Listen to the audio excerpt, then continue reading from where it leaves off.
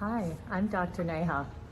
I'm an internal medicine physician, an executive coach, and an engineer helping you build the bridge between the science of medicine and the art of communication so that you can live your best life. Today, I was thinking about what I wanted to share, and really one of the biggest things that people ask me is when I come into corporate teams and we're problem solving, facilitating, executive teams, managers and their teams, oftentimes I'm there because something isn't working. And so it's normal that people get triggered by something, right? If we're bringing up conflict, it's emotional, it's tough. Sometimes your heart starts racing, your stomach starts turning. So when that happens, I ask them sometimes, hey, when has this happened before? Does this feel familiar? Is there like a situation at home that feels a little bit like this? And they say, oh man, are we gonna do therapy here? And I just kind of chuckle and I say to them, the blueprint of your life was laid long ago. And they also want to know, what does that question have to do with how I'm leading my teams today? Or how I'm leading myself on this team today? And I kind of chuckle and just say, listen, it may not seem like it, but how you were raised and your family of origin and your experiences there are as relevant to how you're leading today as your wardrobe in your closet at home influenced what you're wearing today. It's that connected. And so as we go on, one of the experiences that they've told me is most powerful for them in solving this on their own is when they ask me how I know what to ask.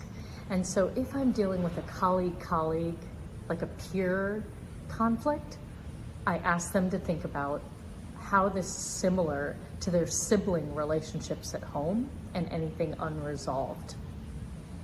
If it happens to be a dynamic or a conflict with their boss, I ask them, tell me about your relationships with your caretakers, your parents, your coaches, your mentors, your teachers, anybody who was in a position of authority over you. And we can usually get to the bottom of it. So I'd love you to take a moment and just reflect on any conflict that you're currently experiencing. And just notice, first of all, who's it with? What's the environment, right, that it's in? And if it is a peer relationship, ask yourself what's similar about this to your own siblings. And if it happens to be with someone in a position of perceived authority over you, it oftentimes goes back. So I'll give you a quick example. For me, who I was closest to growing up is my older sister, right? And so the fights I used to have with her would be around, either being bullied or her saying that I meant something or thought something that I didn't.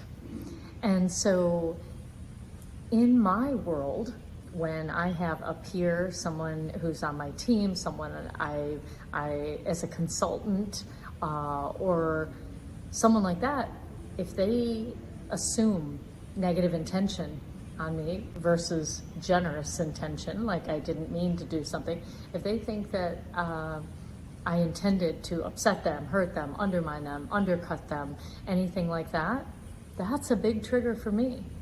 But now I realize it's because when I was young, I felt misunderstood, and I really experienced a peer doing that. So whenever anything that's unresolved, in the end, will show up in a way, if it doesn't get resolved, it's going to show up in a way that you didn't expect. So just food for thought. Who are you struggling with? What scenario? Is it a peer? Is it someone in position of authority? Because you're going to be able to start solving this puzzle. Can't wait to hear about it. So write any comments below and I'd be happy to help.